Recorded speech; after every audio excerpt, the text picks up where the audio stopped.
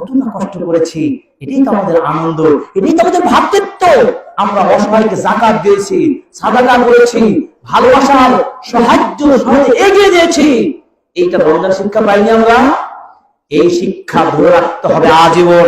একটি হাদিস শুনুন, সহিহ বুখারীর 2363 নম্বর হাদিস।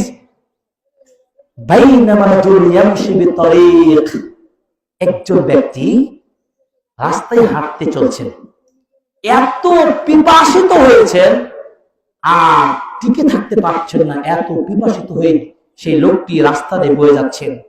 প্রতিমধ্যে তিনি একটা বিরান কূপ, পানির কূপ খুঁজে পায়।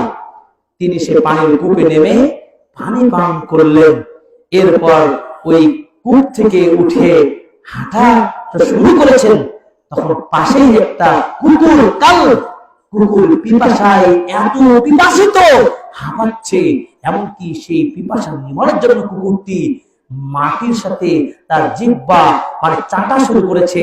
এত ক্লান্ত শ্রান্ত ওই লোকটি মনে করলেন যে আমি যেমন ভাবে পিপাসিত হয়েছি, মনে হয় এই কুকুরটিও সেইভাবে পিপাসিত হয়েছে। তখন ওই লোকটি কুকুরের প্রতি মায়া বুঝতে পেরে নিজে আবার কূপে নেমে তার পায়ের মোজা দিয়ে পানি তুলে ওই কুকুরটাকে পানি পান করালেন। এরপর সেই কুকুরটি তার পিপাসা দূর করতে পারল। এরপর নবী সাল্লাল্লাহু আলাইহি সাল্লাম এই ঘটনা জেনে বললেন, আল্লাহ তাআলা এই ব্যক্তির এই ছোট্ট ক্ষুদ্র কাজটিকে কবুল করেছেন, বলুন আলহামদুলিল্লাহ। আর আল্লাহ ওই বান্দাটাকে ক্ষমা করে দিয়েছেন, সুবহানাল্লাহ। সাহাবীগণ বলেন, ইয়া রাসূলুল্লাহ, পশুর প্রতি দয়া করলেও কি আল্লাহ সওয়াব দান করবেন?